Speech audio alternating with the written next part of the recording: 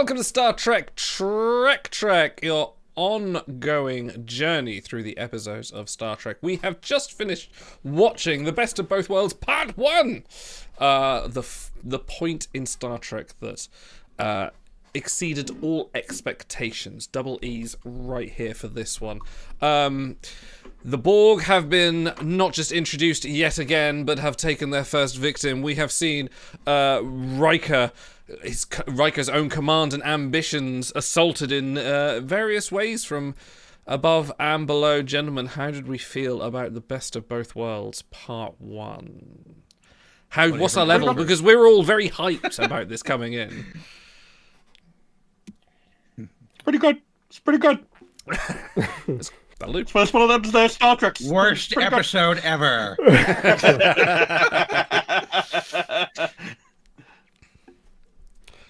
So I knew coming in I didn't like it as much as y'all. I don't know if I even would have drafted it in my top 15.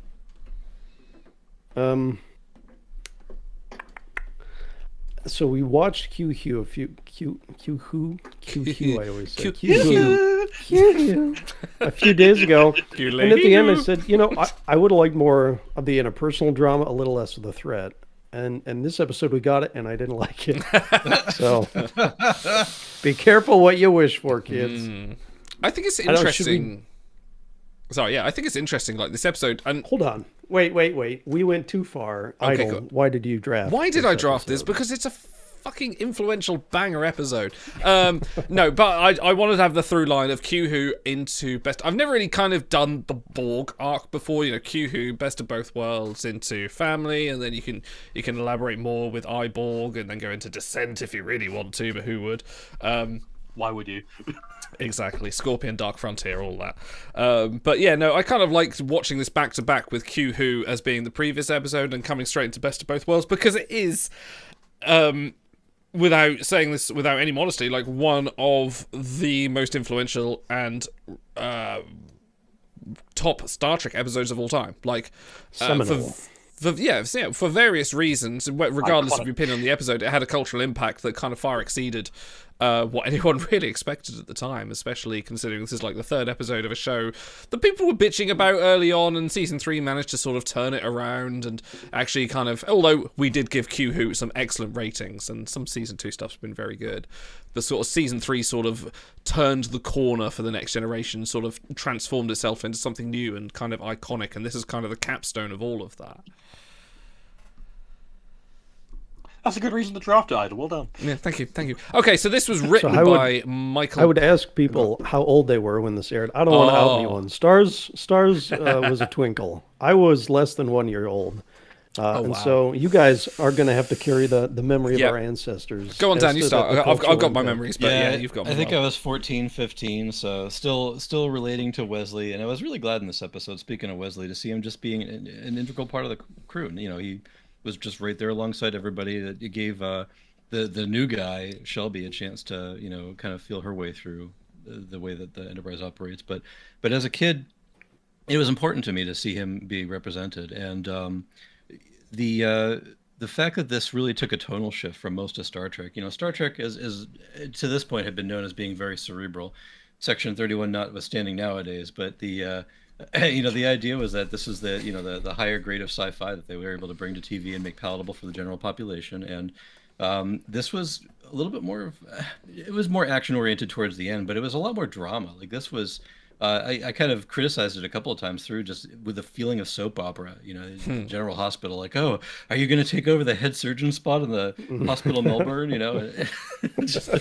So rewatching, this is the kind of stuff that I forgave as a kid and didn't even really notice. And, all I saw was, here's my hero, Will Riker, and he's getting, strung around by this new upcoming person and, unfamiliar. And, I kind of felt for the crew, and there was drama within and without, and that cliffhanger, man, I lived through it, that entire summer, wondering what would happen. I watched this, I think, 2 more times in syndication. They put this in heavy rotation to kind of keep people on the hook. Wow. Didn't miss a week of watching all the reruns that entire summer, just hoping this would be the week that we finally get the resolution, because I was too young to have a, you just look at the TV guide and know when it's going to come on next. So Yeah, my experience yeah. is a real roller coaster with this one. Yeah, it's definitely, you know, TV watching at the time was basically picking up like the TV magazine guide and looking through and going, right, what's on? Ah, cool, the Star Trek's on, awesome. This came out in 1990 in America, where I would have been 6 years old, but actually didn't come to the UK till a little bit later, or at least I didn't watch it till a little bit later. I think 92, so I would have been 8 years old by the time I watched it. So I used to watch, and I've said the story before. Like my parents divorced when I was very young, and I used to go see my dad every couple of weeks, and he would watch Star Trek with me, and that's what kind of got me into it because it's a moment for us to bond. And this is kind of like a very iconic episode. He'd had a friend in the States that would send him tapes of Star Trek through the mail, and he got a massive box through full of just loads of TNG up to the end of season 3. So we watched The Best of Both Worlds, and this was a very formative memory of me being, I think it was 10 years old, 10 years old at the time, and just watching this going, oh my god, this is awesome, because previously I've been enjoying Star Trek, and this was like, wow, this has just changed it into like premium television, because this is the kind of the closest the Star Trek comes to being sort of more like a modern cliffhanger-esque show where every episode ends with something to kind of go into the forward and driving along this serialized storytelling. But yeah, it kind of got me very excited. And then because we had the I think in America, what was 3 months? I think for the UK it was slightly longer. It was on a factor of about a year or so before you could watch part 2. And I think it was a couple of years before I actually got to watch Best of Both Worlds Part 2, which was kind of tragic. So I think by the time I'd finished it, I was like 12 years old, already like poring over all the magazines and like reading up about like Deep Space Nine, which was airing on BBC Two, and going like, I've still not watched The Best of Both Worlds Part 2. How has this happened? Daleks had 8 cliffhangers by the time Star Trek resolved its first one. Exactly. Yeah. So yeah, this is I was definitely young, but this is it's a formative memory. It's something that sort of makes you love the series for different reasons and doing something different. Okay, so since there's a brief moment of silence, I can interject in. This was written by Michael Piller, he's a staff writer at TNG. This is kind of before he became a main staff writer, and I think he got hired on a contract after this for season 4 onwards. This was directed by Cliff Bole, who you will know from other episodes, including Hide and Q, Hollow Pursuits, Redemption, Defiant, Thomas Riker episode, Facets, which was the Zientara episode, Cold Fire, The Q in the Grey, and fun enough, Dark Frontier, and so many others. He's directed many episodes of Star Trek The Next Generation. Gentlemen, my question to you, because it was heavily rumoured that when this came out that Patrick Stewart's contract was up, there was some renegotiation kerfuffle. I don't think this has ever been confirmed, and that he may not come back for season 4. How would you have felt of TNG being the Riker and Shelby show? Yeah, I'll jump into that. You start. Okay. So here's the thing. Like, we're going to get into this because I felt this is probably going to be like the backbone of the review is our discussion about this. And I think it comes down to a matter of personal taste. Of how much do you like petty infighting? How much do you like squabbling? How much do you like dramatic tension between your leads?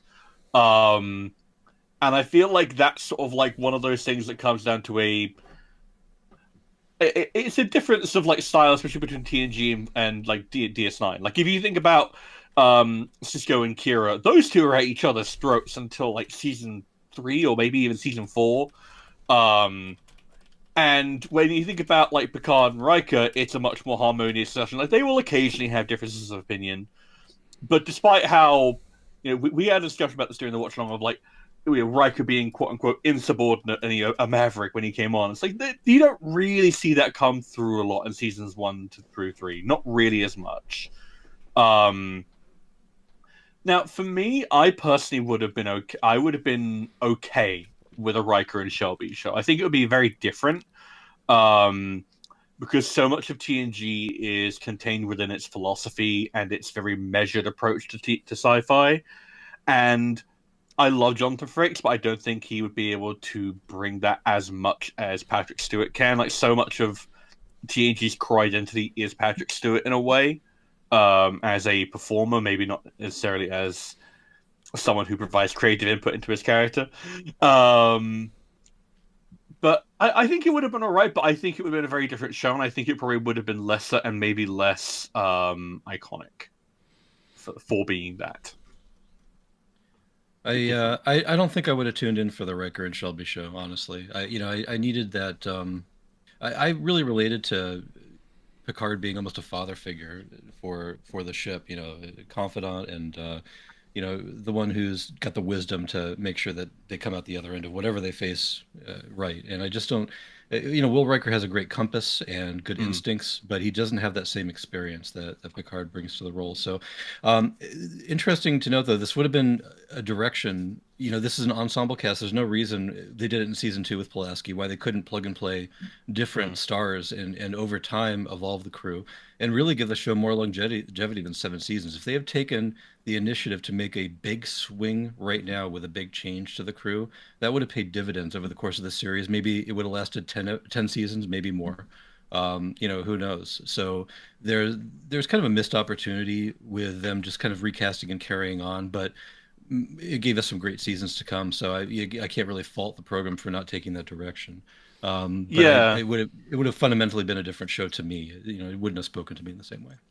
Yeah, I kind of want to pick on 2 things there. So first off is there was talk when they did the Thomas Riker episode of killing off Will and moving Data up to become first officer so that Thomas would become the operations officer. And it's doing that in season 6 is completely pointless. Especially in a show in which, apart from Tasha dying and the addition of Guinan as a semi-supporting character, I can say it's fairly static. But it would be, if you had done that earlier on and had Riker become the captain, that'd be a much more interesting, that would be a more viable thing to do, although obviously the command structure would be very different. And I think you're absolutely right, Dan. Riker doesn't have the fatherly presence. He's an older man, obviously, and he's very comforting in that way, but he's more of an older brother figure, I feel, to most people. You can come to him with a problem, but you can't necessarily trust that he's going to have, the right kind of guidance that you need, which Picard almost always does. And that's part of the reason why I think a lot of the Riker stuff really lands for me in this episode, is because Riker has that older brother thing of, he's got a lot of his stuff together, but there are some massive parts of his personality that if you poke him with a stick in the exact right place, he will start kind of shaking apart a little bit. And that makes for really good drama, in my opinion. But yeah, as a central guiding figure, that would be not as conducive. He's still going to take all your chips at poker. Make no mistake. Not in this episode, he didn't. Idle, would you tune in for the Riker Shelby show? I feel like I would have watched it anyway because I was, me and my dad were watching. You compulsively watch every Star Trek product, including Scouts. Scouts is great. Get out of it. There have been some iconic villains in Scouts. Yeah. Oh wait, I don't know if that's a button anymore. Otherwise, I would trigger. I think I would have done. My brain kind of goes to the point of imagine, in this alternate universe, you scouring the forums and there would have been loads of threads of what if Picard had stayed for 3 more seasons? What would that have looked like? And but I don't know. I feel like Riker growing along with Shelby could have been an interesting story, but I don't know if the writing style of TNG at the time wasn't serialized enough for it. I don't think it had the capacity to write them as in that kind of dynamic. Maybe if it was in more a serialized show, then possibly, but I feel like week-to-week adventures, maybe not quite. You can't imagine Riker doing the drumhead. You can't imagine Riker being sort of tortured in Chain of Command. It doesn't kind of work in the same kind of way. Or having him recite a Shakespearean soliloquy to a Ferengian Lwaxana Troi. You kind of got that dynamic. There's a few things you miss without Picard being there. It would have been a little more Andromeda, I think, with Riker in charge. A little bit, yeah. No, I think I see absolutely what I was getting at, because Riker is a man of action. That's explicitly what he's meant to be, and Picard is a man of thought. And it's not to say that they can't both swap around and do that as well. Patrick Stewart was very, very vocal about wanting to do more action, but it's a case of from the ground up they're conceived differently to do that, and the show would have bent around Riker. I feel there's an argument to be made, especially when we get to part 2, that this almost ends Riker's arc because he doesn't really grow much past this point. Whereas Picard gets a lot more development in terms of becoming more, comfortable with children, having romantic relationships, becoming more friendly and open with his crew. And it's if Picard had left and Riker had moved up, maybe that would have happened for Riker instead, and he would have seen a corresponding growth in that character. I feel like it almost would have had to have done. Otherwise, you would probably be looking at a much shorter show. But it would be a very different show and probably lesser for it because it's just not conceived from the ground up to work that way. So I'm seeing a lot of parallels between this episode and Chain of Command Part 2 in how Shelby and Riker relate, and Riker and what's his name? Jellicoe. Jellicoe, yeah. So I have a lot of thoughts. I'm probably going to forget half of them by the time I get to the end. Oh, welcome to Marvel. So when Riker lashes out in public at Jellicoe, I think we all kind of agreed that's too far, Will. And he kind of deserved to be taken off, especially when he's yelling at him in front of Troy. But we all kind of also agreed that when the ranks were dropped behind closed doors, that little bitchiness was a lot of fun, watching them go back and forth. Yeah. And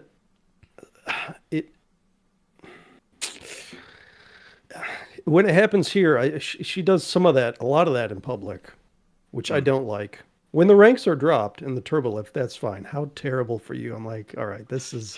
They're getting back and forth at each other. This is fine. But you can't do that in public. I can't think of a single time where Riker did that in public to Picard. And then at the end of the episode, when she explicitly countermands his order, tells Worf to do something else, and then Worf listens to her. I'm like, what the fuck is going on? Like, is this an indictment of Riker's ability to lead? And we'll get to the Troy stuff later. I kind of don't like how that all fits together, but it felt to me like they were writing her to be abrasive, just to be abrasive. And I thought, because this is like, the third time in the series now that he's declined a ship of his own, Riker has. Yeah. And I thought, all right, we've seen this before. What does this bring new to the table? And I like that, actually, they bring her new to the table. Now it's not just him pushing himself or not pushing himself. Now there's someone behind him giving a little shove. And I don't mind that. I just don't like the way that she goes about it so abrasively. And it's like, I want to see this archetype from her. I want to see a Shelby, just not a rude, bitchy Shelby. I want to see an ambitious, driven woman who wants to fulfill her potential. You know, maybe she does the end run around to Picard because she wants to impress him, not necessarily to get back at Riker for not listening to her. And so there's too much coloring that. You know, we see her smug look when she's right about something. Even Picard has to push her aside on the bridge and say, okay, you're getting a little bit too much right now. So I think they needed to dial that part of her back, but keep the ambition part high. I think it's probably the most realistic personally that TNG ever has been, because if you've worked in any office, you know that person. Like, there is definitely that ambitious, driven person that will basically burn everyone else to the ground and have a smug look on their face when things go their way. So I think Shelby is a very relatable character for a lot of people. Yeah, but this isn't an office drama. This is a military drama. Yeah. And this kind of stuff you just don't see. You don't see it very often in TOS. It's not completely devoid of this dynamic, but it's hard to believe that she would have elevated to the achieved lieutenant commander acting this way. And it could be the gravity of the situation, but this is the only impression we get of her. I just don't understand how she could have advanced so far so fast. And Hansen kind of makes a note in the beginning. There's a lot of hotshot young up and coming cadets that are gunning for this sort of position. And so maybe he's kind of alluding to a changing of the guard and a changing of the way that the Federation and Starfleet kind of is using its talent. But if the only thing we get is just an aside phrase at the very beginning of a very full episode, it doesn't really drive the point home too much, and it's just not believable. I'll just write.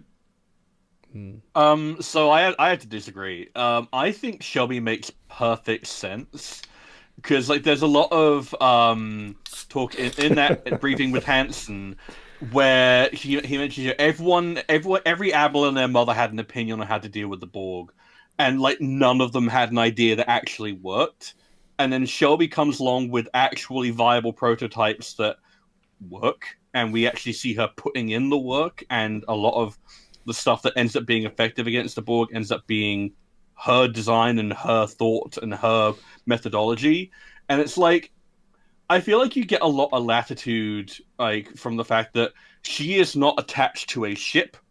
She is not attached to a traditional rank structure. From what we're told by Hansen, she has clearly been existing in this Starfleet tactical thing where it's not a case of, yeah, you listen to the person with the highest rank in the room in a kind of normal military structure. You listen to the person with the correct idea. Because this is an existential threat to the Federation, and you don't have time to fuck around with, well, you see, this protocol. Well, no, this is the Borg.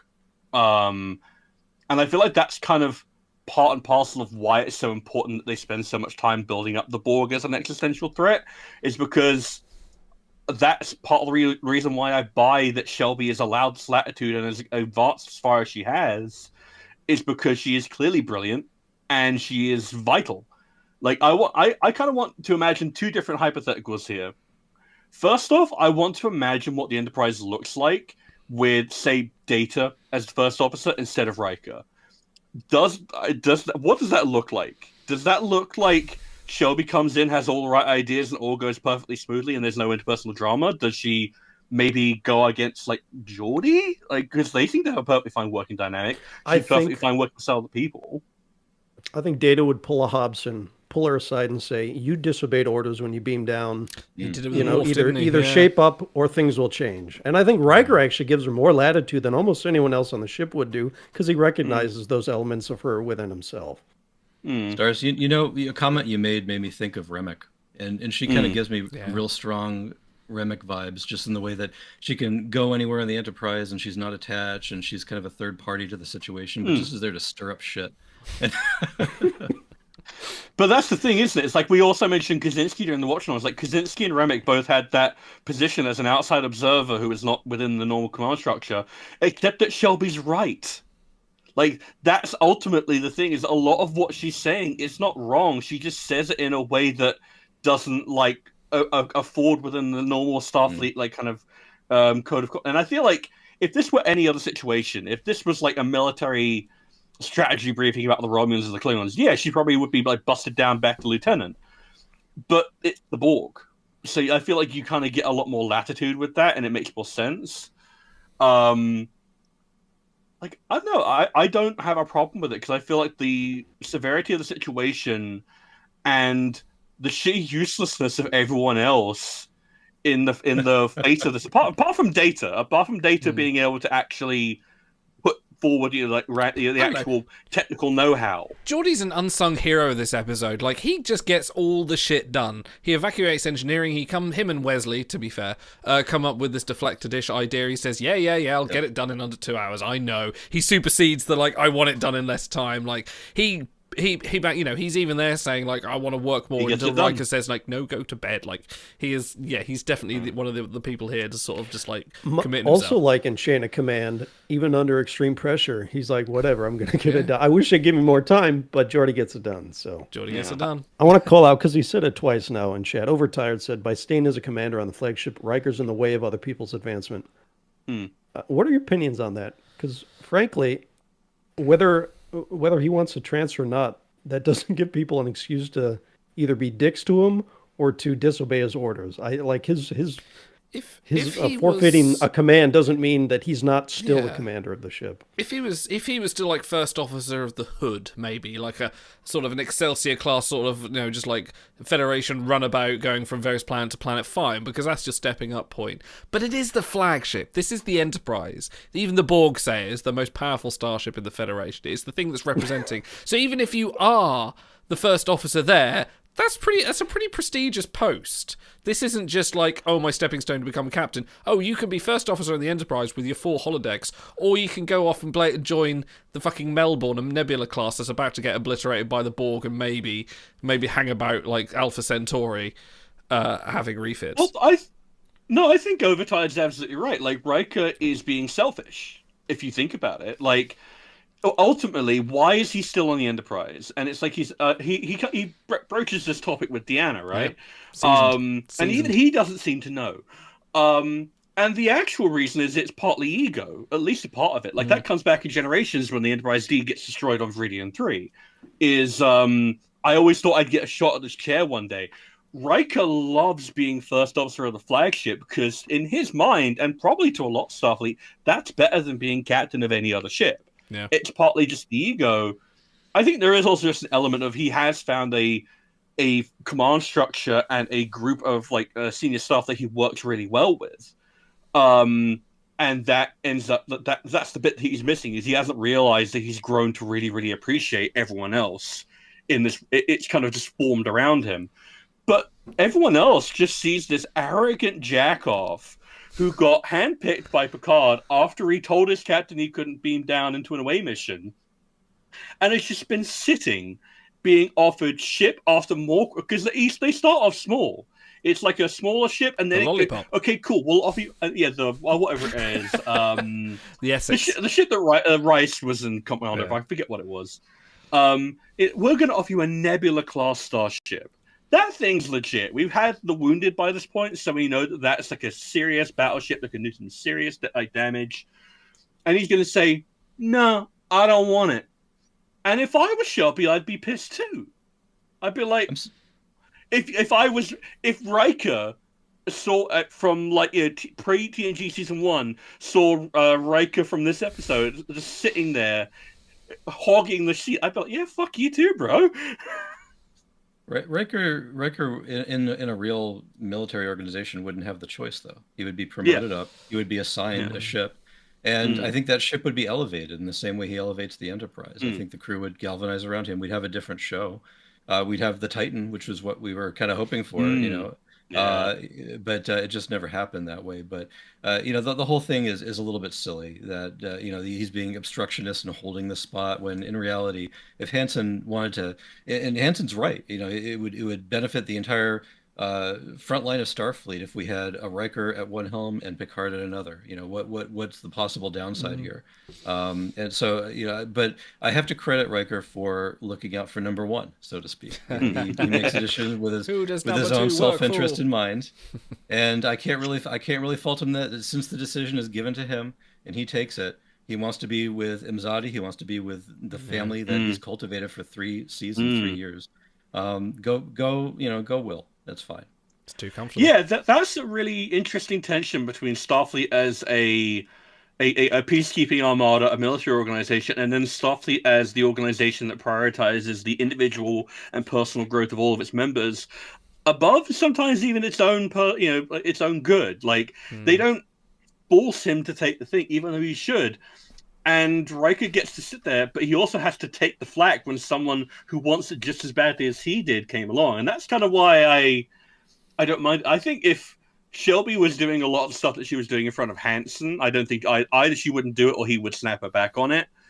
But as it is, I think there's just like an understanding of, she's smart enough and essential enough that you can't really take her off the bridge and tell her not to. I've never disagreed with you more. Okay, so yes, he talks to Troy about it. She says, "You're happier than I've ever seen you." And you say he has to take it. The fuck he does. No, none of you. If you were in a job that you absolutely loved and were told you probably should go to a job you'll like less with no bump in pay because there's no fucking pay in the Federation, you just have to be less happy. Would you do it? No. In this episode, Picard even lectures the Borg about humanity is self-determination. Will gets that choice. And that's his right to make. And just because he makes a choice doesn't mean he gets to be verbally abused by his subordinates. That's not how fucking Star Trek works. So, you can say you think he should take it, but not that he has to take it. If he did have to take it, then he wouldn't have kept turning it down. That's his choice. That's what Star Trek is all about, making the choice. And everyone telling him he should be less happy, and if he's not willing to, then we're just going to verbally abuse you. That's bullshit. Sorry, I'm getting worked up. No, it's good because the thing is that Riker himself doesn't know why he's doing it. Like, it would be one thing if he could own up to it and say, "Yeah, I want the prestige of being here. Yeah, I don't want to move on from you guys." But he doesn't say any of that to Troy, even though she presumably can feel it, being an empath and also his Imzadi. Well, but that doesn't mean that he still doesn't get the choice. There's a lot of times where we can't figure out why something is the right way or why we want something, but that doesn't mean that we still don't want it. And actually, what I would like a little tweak with Shelby where she's doing like the same things he's doing, but she's right every time and he makes the wrong call. And you do that 2 or 3 times, and then suddenly that discussion with Troy doesn't become, am I too comfortable? It becomes, have I lost a step? And then she doesn't need to chew him out. She can just outshine him. He can still have all that turmoil within himself. And then everyone can still look kind of that's my failing, the squeaky clean TNG professionals that I like, but you can still keep that friction and that drama. So. And you don't need the end run around Will to get to Picard. You can just have Picard be in the room when she makes the right call and just a simple look. A simple look is all it takes. Can you imagine if Riker saw a look on Picard's face that maybe he wasn't good enough and she was? That would be more devastating than anything she could say to him. Would Picard be so fickle? I think there's a certain royal loyalty. Well, I do have to say, as much as I don't really like the attention, the fact that it's bringing out this much out of the four of us, I do have to give it credit that it is. It is compelling. It's very compelling. Yeah. There you go. Yeah, no, I think it's a worthwhile discussion to have because it's like it comes down to your philosophy of how is self-growth actualized. Because the way that TNG has been handling it and the way that Riker seems to want to handle it is, I'll come to the answer on my own, in my own time. And that's fine.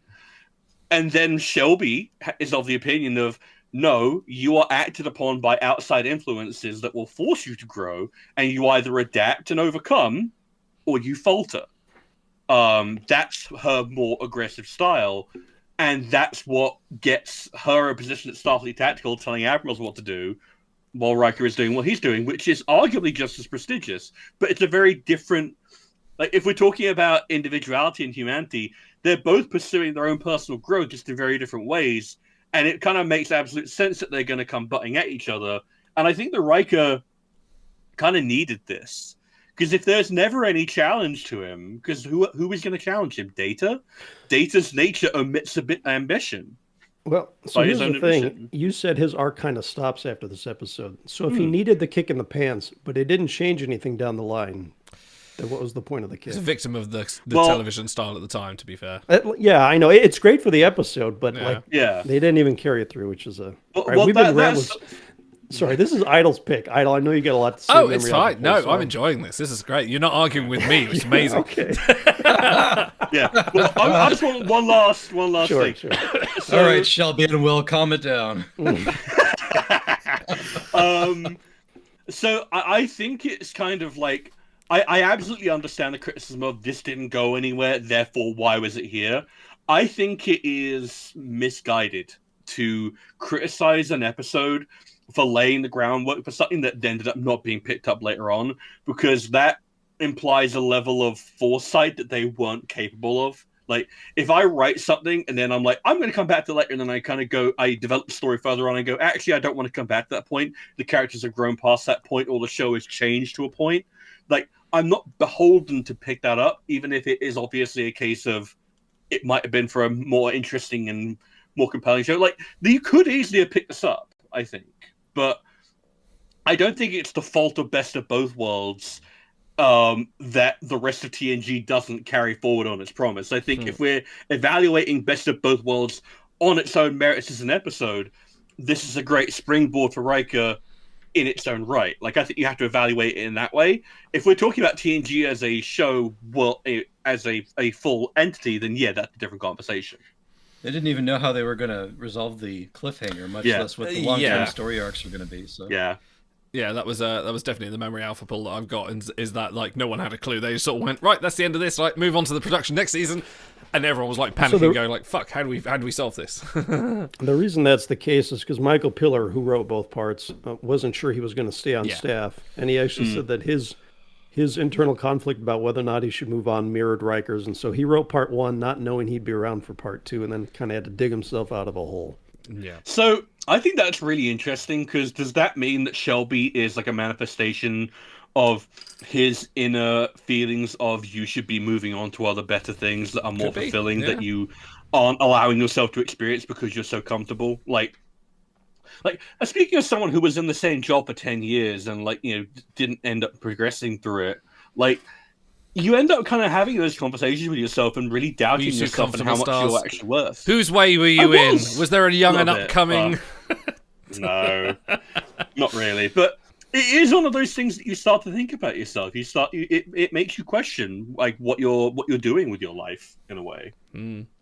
Okay, can we talk about the music for this episode, because it was absolutely something else. I'm going to quote Mary Alpha here and the amazing Ron Jones, who composed this musical episode, who was the series music conductor before he got fired for being too extravagant, which is wild. Direct from Mary Alpha, this episode is notable for the musical score composed by Ron Jones, as it uses a synthetic chorus to provide a 5-note leitmotif for the Borg and a dramatic cliffhanger cue for the ending when Riker chooses to fire on Lakuta's ba-ba-ba-ba-ba-ba. That's great. According to Jones, the producers were uncomfortable with the choir concept, though he felt the extremity of the Borg threat allowed for the musical style. He related, "Let's be serious, this isn't another episode of Wagon Train. This was the end of mankind as we know it. This is not just, well, somebody's going to blow us up out of the sky, but we'll be smart and figure it out." I wanted it to be like, goodbye, like an epitaph for humanity. The music throughout this is always been... I mean, they released this episode, and obviously part 2 as well, as its own soundtrack release. Like, it has something to it. Like, even from the start, you open the episode up, and it already starts with the sinister strings and the musical sort of na na na na, and you're like, hang on, this isn't your usual away mission kind of bombacity. Like, this is... something's up. Something's happening. Like, the music was great. So I tallied up the Ron Jones tracks again, and it's between the 2 episodes, it's about 50 minutes. Plus, obviously there's the intro theme, there's transition cues. So just like Q-Who, fucking do it every time. Q-Who, it's about a half an hour of the 42 minutes is music. Although this time it felt like the whole 42 minutes was music. So yeah, it is that. I'll jump in early. You don't have to hit the trigger. With My Bread is probably going to actually be the Casio choir, because that is, it's just not something you hear much. Back then, actually 30 years ago, or 35, it was less noticeable. That keyboard sound, it sounded like it could have been just some... It does sound effective now, like as someone that's dabbled with all sorts of different VSTs for like choirs and vocals and trying to play around things. It stands out. And it stands out, it's not just that it stands out for the time, it has that unsettling quality to it, like the same way the Borg does. Yeah, so kind of come back to that. So there's a game I absolutely love. My favorite Legend of Zelda game is Twilight Princess. And that was the last Zelda game that had a digital soundtrack. Like it was done with MIDI, and there is like a track that features. Yeah. And the one after it, Skyward Sword, has a full orchestral recording, which makes a massive difference in the sound. And I watched a Let's Play of it, and there's like a section in Hyrule Field where like eventually it kicks into a chorus after you've reached a certain point in the story. And I remember as a kid finding that so like epic, and then like coming back to it years later, I was like, oh yeah, it is a MIDI chorus, and that kind of like took away from it a tiny little bit. But then I was like, no, actually, it's still, the sound perfectly works, and I think it actually works even better here precisely because of the nature of, like, it's one of those instances where it's an artifact of the time, but because of the nature of the threat you're dealing with that is so cold and inhuman and artificial, it only ends up enhancing the theme of it and working in tandem with it rather than detracting. I mean, there's another part of it as well. Like, we've come full circle on a lot of these things. Like, speaking of someone that produces music, like, and has been doing it for a long time, like, there was, in the music production circles, there was, like, a period where people were like, right, we want authentic samples of choirs, we want real things. And lately, there has been a turn for the retro, right? We want all these 80s synths. We want them, authentically modelled, and there's a certain nostalgia for having those sounds, and having sort of the cheaper sounds, which, you listen to things like New Order and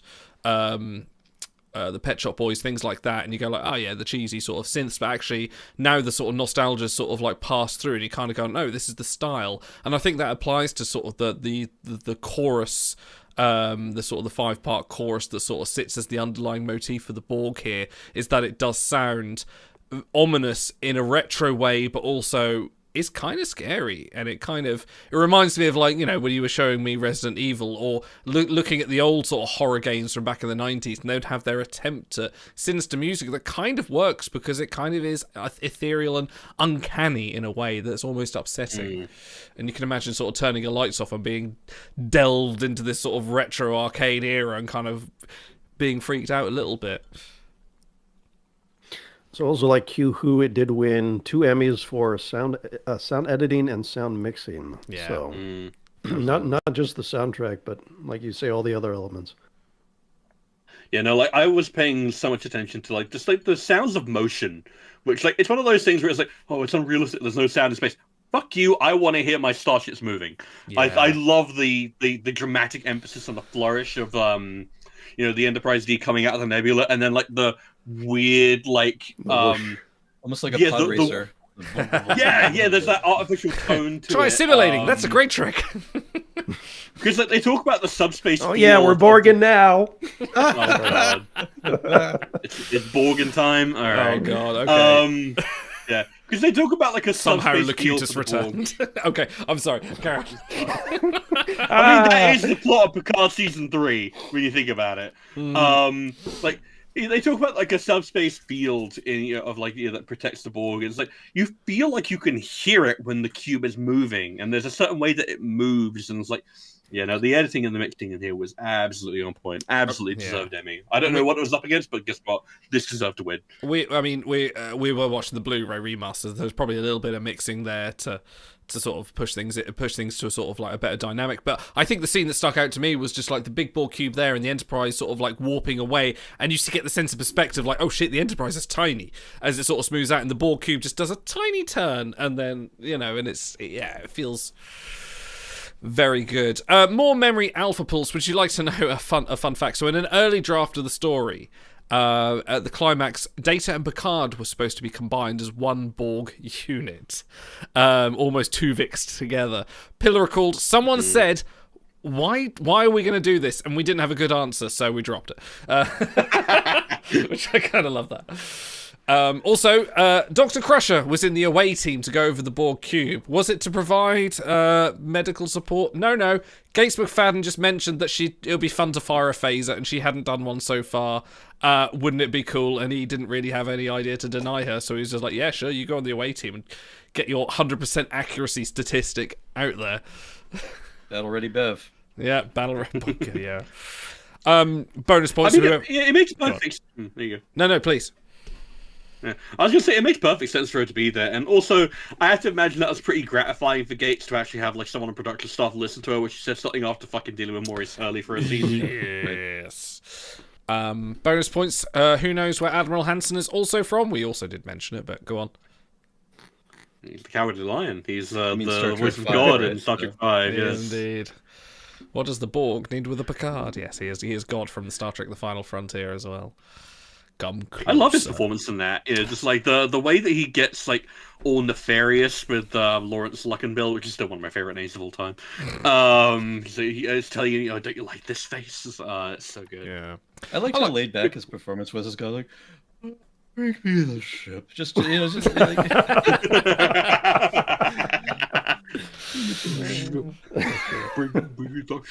I like Hansen here. I feel like he's good. Apart from when he's sort of low key, just like, yeah, she's an attractive crew member. Being a chauvinist. Like, yeah. Aside from that, he's actually a fairly good admiral. There's gonna as idyllic as Star Trek Futures might be. There's always going to be people like that. The part that actually bothered me is Picard smiling about it, because I can't recall a single time where he would ever say or do anything like that toward a younger woman. So it's a minor thing, but I mean, Picard still has to play the game a little bit. It's locker room talk. Well, yeah, it is, but it's also a case of like he's friends with all these admirals. Like, if you think about him making Balerian canapes and trying to get on like Nachair's good side, because even he has to play the game. Like, I've had to like kind of go to like my fair share of like bullshit in my time, and maybe that speaks to a weakness on my part. But I don't know. I feel like it's a very human. I thing do like to do. though he says that sort of chauvinistic line, and Picard's like, right, I'm gonna go get us a cup of tea, and like rolling his eyes in the ready room as he's making like the tea, and comes out with a tray. Earl Grey, I've made it. You're drinking it.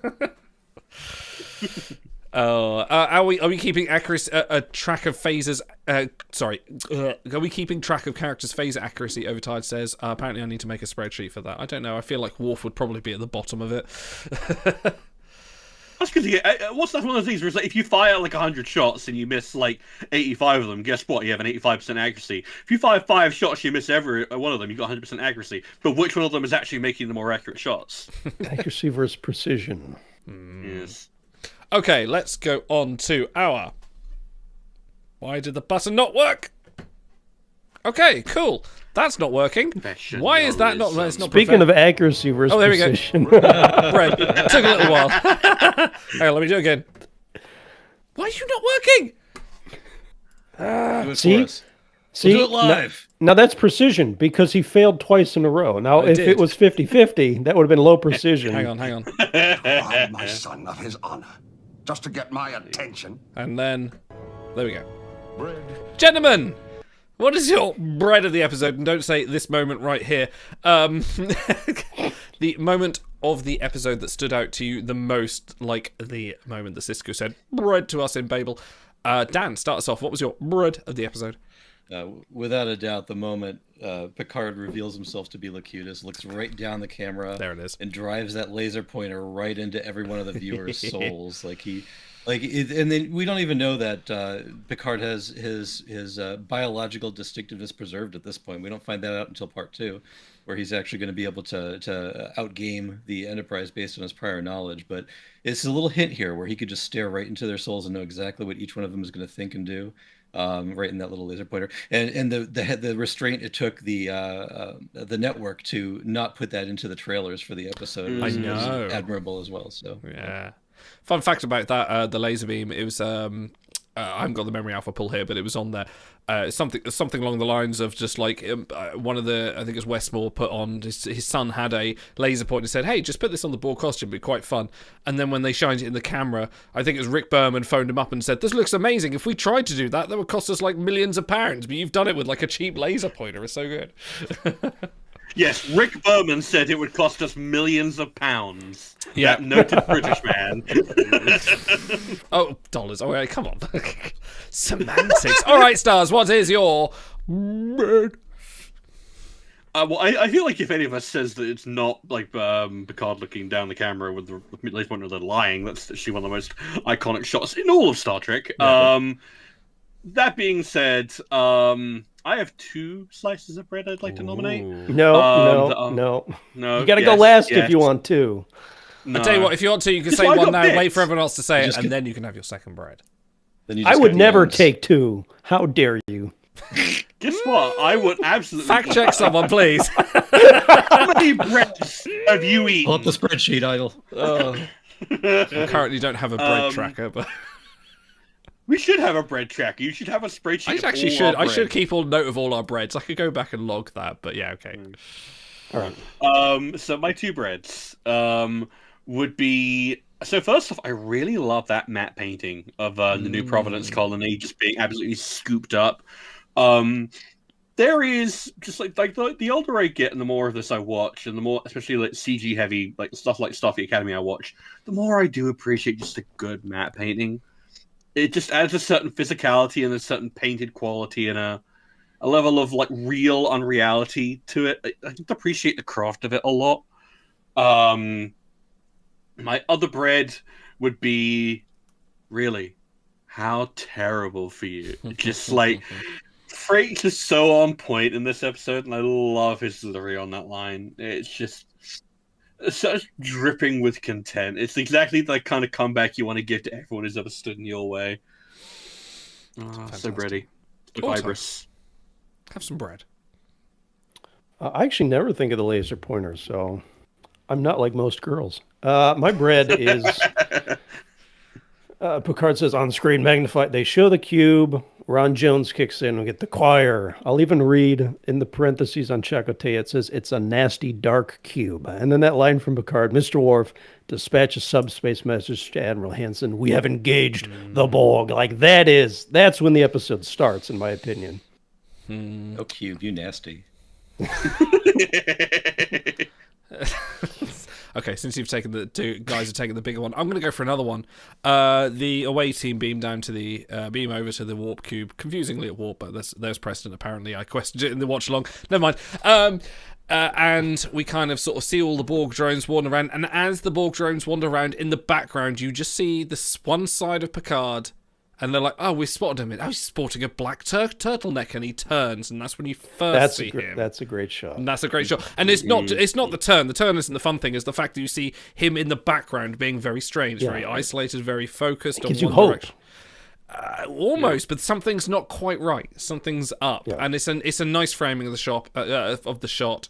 And kudos to Cliff Bowl for framing it in such a way, despite all the flashy nodes they reshot in various colours blowing up that they had. Okay, how about we Sucked go? Up. Sorry, that's blown out, sir. The best advice I can give you is to just be yourself. You're the worst thing that ever happened to Zek. You're the worst thing that ever happened to me. Actually, that's the second best piece of advice. In fact, you're the worst thing that ever happened to the entire Ferengi Alliance. No! Just stop saying that. Always brings me joy. Okay, best and worst.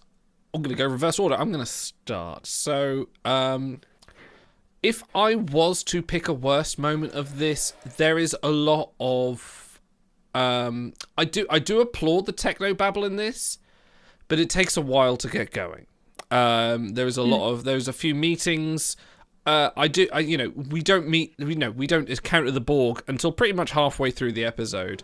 And although I appreciate that it is there to set up the Borg, the Riker and Shelby stuff, by the end of part 2 that I know, and I'm spoiling myself here, I know that it doesn't really lead to a whole lot overall. So I think my worst moment is probably just kind of going to be that this is, it sort of enables the tendencies of TNG to have a big long meeting. My best moment is absolutely going to be the ship shot of the Enterprise warping away from the Borg as it's being chased away, because the model looks good. I'm not a big Galaxy class fan. I've infamously said it is not as good as other starship classes, namely the Sovereign, which is a gorgeous starship that we should all be bowing in front of. However, it does look good in this episode. The remaster's done a superb work, including to the Borg cube as well, which has an amazing look to it. So that is my best and worst. Auto. All right, my worst is going to be, and I'll get some pushback from stars in the chat.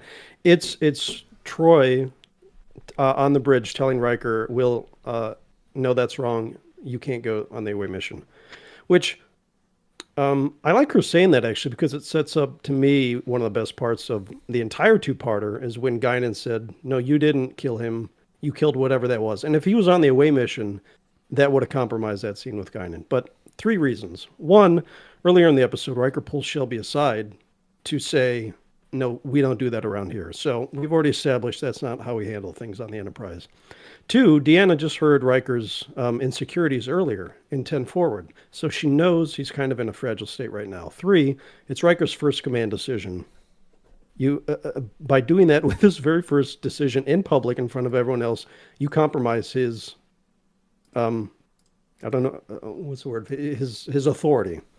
And that comes home to roost, because a few minutes later, Shelby countermands him in front of everyone and says, "Well, no, Worf, do this instead." So it was terrible. I think it undercut a lot about that episode. My best moment was also Riker and Troy in 10 Forward, when she listens to him and he tells her, lays himself bare, "What happened? I like those things about me. Maybe I'm too comfortable here." And she goes, "I don't even know what that means, you dumbass. You're happy. You're happier than I've ever seen you, and I've known you for a long time. So do what makes you happy. Do what you know you can live with." And I really, when we talk about later on, like the Worf-Deanna relationship, like I don't actually really dislike it.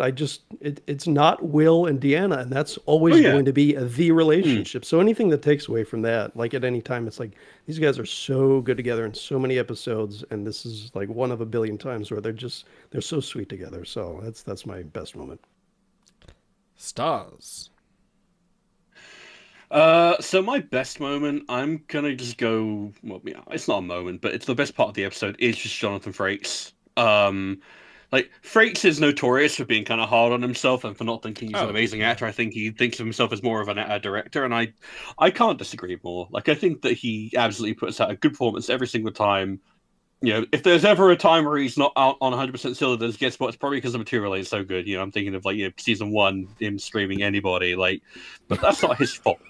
That's what I love that. It's so stupid, so hilarious. If we're gonna hate on him, at least hate on him for the end of Angel 1, where he tries to emote and fails completely.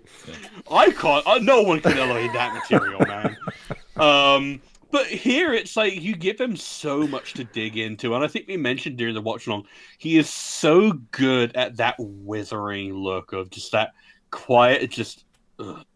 And like we get more of it with Jellicoe, but he is so good at playing it, and he's so unsettled in this episode. And you're not wrong, Otto. I am going to push back on it. Like, yes, people are in disarray. Yes, people are countermanding each other's authority. Yes, people are in a mess. They should be. The Borg are here. Things are fucked. The entire command structure just got destroyed. Like, people don't know how to react. There's a lot of volatile elements. I like that. I like that it's unsettled. And Deanna makes absolutely the correct call that she should do. The call that Riker would make if he was in that situation. There is no time. They have to get it done now. They have 17 minutes before they run out of warp power and they lose this chance. Say it now, or forever hold your peace and watch the Federation get destroyed. My worst moment. Hold on, can I get a rebuttal quickly? And it's even my a question, best and worst? so you can rebut my rebut. Okay, go for it. All right. Hey, Dan, should we just take 5 here? If the command structure is only worthwhile when there's no threat or no danger, then what's the point of a command structure? Like if it's meant to break down when you're under the gun, then what's the point of having it? I don't think the command structure breaks down under any old threat. I think it breaks down in this specific instance because of just the enormity of the Borg threat. I think that's part of the reason why they spend so much time building up so that you will buy it. It's not like we're fighting, the Romulans or the Klingons or the Ferengi. This is a threat that targets you in a very specific way that is way more personalized and is harder for a conventional military structure to adapt to, and that's why it works for me. That's just my own take. I absolutely know I was going to get pushback from you on it, but I feel like that's kind of the most interesting thing on it. But I have to ask, if we're doing a Riker Shelby thing here, which one of us is which? I have to know. I feel like we're getting what Chad dangerously close to the American Revolution here. The worst moment.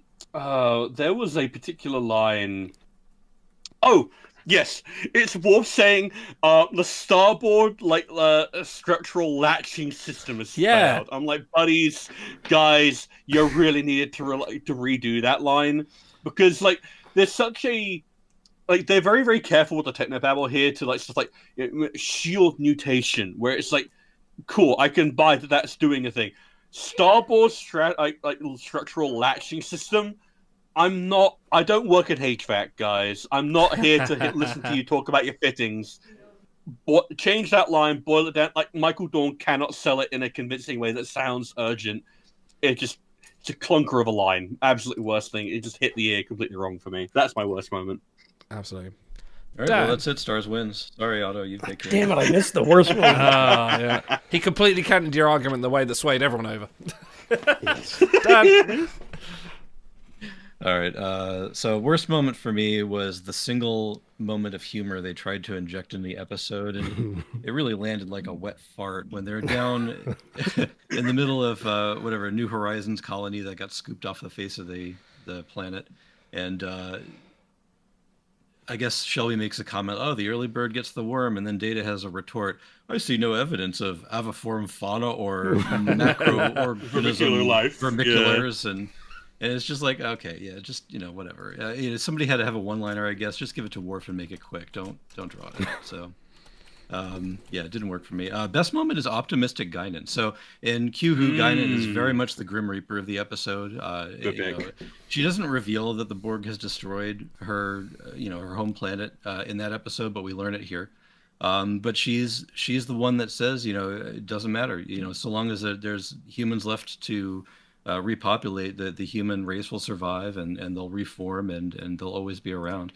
It reminds me of one of my favorite moments from going to bring up classic Doctor Who again. There's a four-parter called The Ark in Space, and it leads off with the Doctor giving a speech. Yes, Indomitable, a speech about the human race, Homo sapiens, and it just great speech. Her admiration for the human race reminds me a lot of that, and I just love the idea of here's here's the friendly alien observer listener who sees the value, and later on we see the Borg also value that same level of humanity. It's the reason why they changed their tactics. The Borg were not interested in assimilating in Q-Who, and now all of a sudden they found the one that got away. It's the Enterprise is their Moby Dick, and now they're back for it, and now they see the value. Hey, there's something about this race that we could use. Maybe we should start paying more attention to this cultural and biological distinctiveness. It changes the Borg entirely in this episode, and it's for the reasons that Guinan lays out in that one scene. Yeah, before we started the stream, like that, there was like we weren't sure if you were going to pop on then because you came on a little bit. And I was like, that insight, I was like, damn it, I should have picked that for my best because that is absolutely maybe the best part of the episode. I'm really glad you're here tonight. You're just so right. Okay, gentlemen.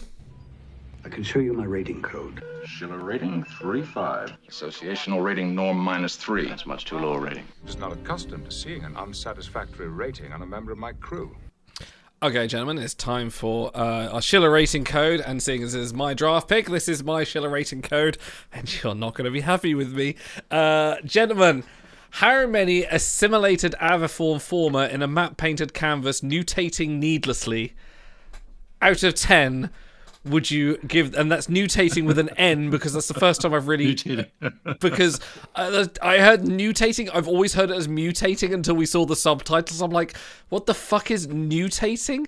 And I had to actually Google it in the middle of the episode. And mutating is the rocking, swaying, or nodding motion in the axis of rotation. So, and they were doing that to the shields. I'm like, that is such a weird phrase that someone absolutely on the writing staff had their thesaurus open at the time. So yes, gentlemen, I will say it again. How many assimilated aviform fauna in a matte painted canvas mutating needlessly out of 10? Let's start with Otto. Yeah, take your eat your veggies first.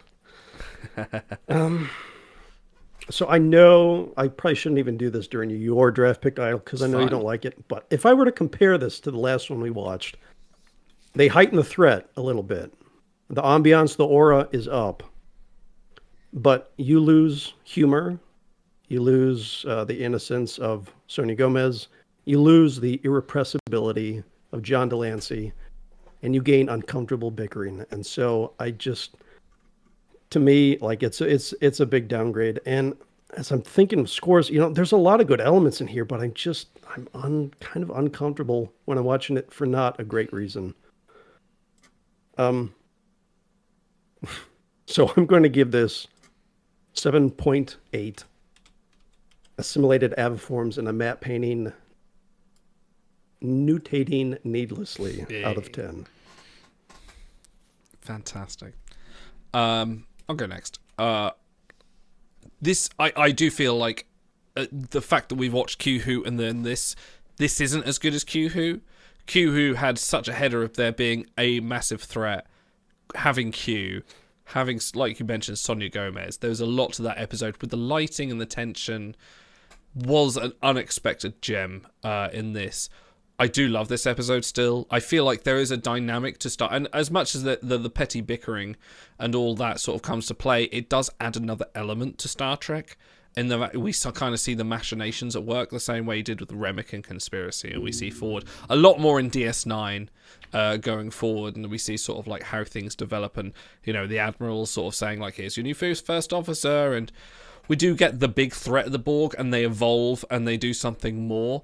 But where I gave Q-Who a 9.65, I'm going to give this a 9.5. There's not much of a drop here. I would be happier if the Borg were more of a present threat going forward, and it wasn't as much of the crew investigating it. Although I applauded it in the watch along and said, like, I'm glad they're sort of like investigating this rather than sort of jumping straight to the threat. I feel like they did rock that on a little bit too much. So I'm going to go for 9.5 assimilated aviforms trapped in a matte painting, mutating needlessly. I'm looking over here, so I'm not looking at my spreadsheet. Yes. I'm glad you got that. Got to put my money where my mouth is. Stars. Yeah, I feel like I might be the odd man out here. I still think this is going to be the part. I'm wondering if maybe Otto will like part 2 more because it tamps down on the parts that he doesn't enjoy as much. But for me, this works really, really well. I enjoy the drama and the bickering. I find that really, really interesting from a character perspective. Is that why you love me? Yes, guess what? There's a reason why this dynamic works. You can't have 2 Picards sitting around. You need a right. You need You need a Sam and Diane. Yep. Exactly. I'll be Diane. Shit, am I Norm? Fuck. Yes. Does that mean you're Frasier, Dan? Yeah. Oh, yeah, I love it. There you go. Yeah, I everything just about this works. So there are like tiny little clunker lines, and I respect your admiration for him, Dan. But like Wesley felt a little bit like he was out of another episode in this. Like it wasn't bad, but just a bit incongruous, as it were. That being said, I'm going to stick with my original rating of 9.8. And you know what? You know what? I'm going to give it 9.8 overly long Schiller ratings out of 10. Oh. I thumb my nose at you, sir. Don't know if I approve of this. See, he stars as Riker because he was so comfortable doing the Schiller ratings, but this hot upshot came along and started doing them even better. And stars just can't handle it. There's nothing's going to top a horse named Tango. I tell you, man, that first song we did, guess what? So We're never going to top it. It's my favorite one. Dan, take us home. Yeah. With respect to all of the dissenting opinions here, and I will concede that this was quite a bit more soap opera-y than I remember. But I'm going to look at this episode in a vacuum, not knowing, transporting myself back to my 14-year-old self watching this in a living room, probably with my mom, 8 o'clock on a whatever Thursday night this used to air, and not knowing what the future would hold.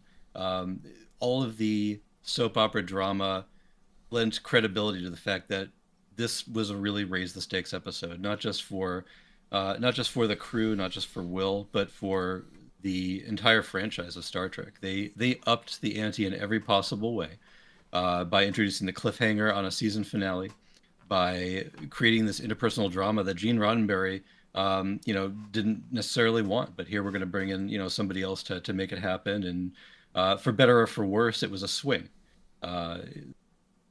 Taking the idea of what's the Enterprise's worst enemy is its own best friend, taking Picard and pitting him against the Enterprise now. Done worse maybe in Nemesis, but done great here, and even better in episode 2 that we'll see soon. I think every part of this, when looked at through the lens of it being 1991 on a Thursday evening, this is just what an experience, what a ride this episode takes you on. The uncertainty at the end of it, and then the lingering of the 4 months or maybe a year for the Brits. Before we actually get any resolution. I can't think of a more rewarding hour of television that I watched as a child, and this is and will always be a 10 out of 10 for me. And that's 10 out of 10 Aviform nutational matte paintings on a sesame seed bun out of 10. Incredible. That's a good remix. Well, at the end of that, our average is a 9.3, which scores it equal to Extreme Risk, equal to Counterpoint, equal to Spock Amok. So it's in good company among the higher echelons. And we've got, guys, this is like Trek number 89 or 90 or something like that. We've still got like another 890 episodes to go. So, like, yeah, this is good company. So, if you are watching on stream, stick about. We're about to watch part 2 if you're watching on the review. We'll see you very soon. See you in the week for our part 2 review. Live long and prosper.